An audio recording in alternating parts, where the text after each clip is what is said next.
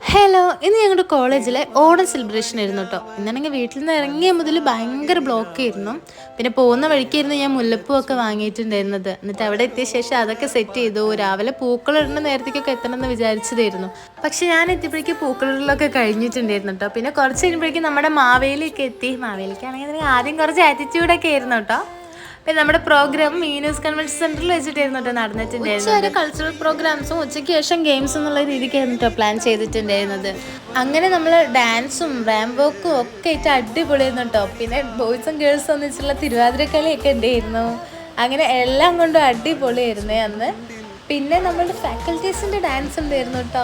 അത് അടിപൊളിയായിരുന്നു. അത് അൺഎക്സ്പെക്റ്റഡ് ആയിരുന്നു. ഞങ്ങൾക്കൊന്നും അറിയണ്ടായിരുന്നില്ല അവർ ഡാൻസ് കളിക്കേണ്ടതല്ലാന്ന്. പക്ഷെ നല്ല രസമുണ്ടായിരുന്നു കാണാനായിട്ട്. അങ്ങനെ നമ്മൾ പ്രോഗ്രാംസ് സ്റ്റാർട്ട് ചെയ്യാൻ ലേറ്റ് ആയതുകൊണ്ട് തന്നെ ആ ഉച്ചവരെയുള്ള ആ ഒരു ഇത് കഴിയാനും ഇത്തിരി ലേറ്റ് ആയിപ്പോയി. അതുകൊണ്ട് നമ്മളുടെ സദ്യ കഴിച്ചപ്പോഴേക്കും ഒരു 2:30 ആയിട്ടുണ്ടായിരുന്നു. അങ്ങനെ നമ്മൾ സദ്യയൊക്കെ കഴിച്ച് കഴിഞ്ഞപ്പോഴേക്കും ആണ് നമുക്ക് ഐസ്ക്രീം കിട്ടിയത്.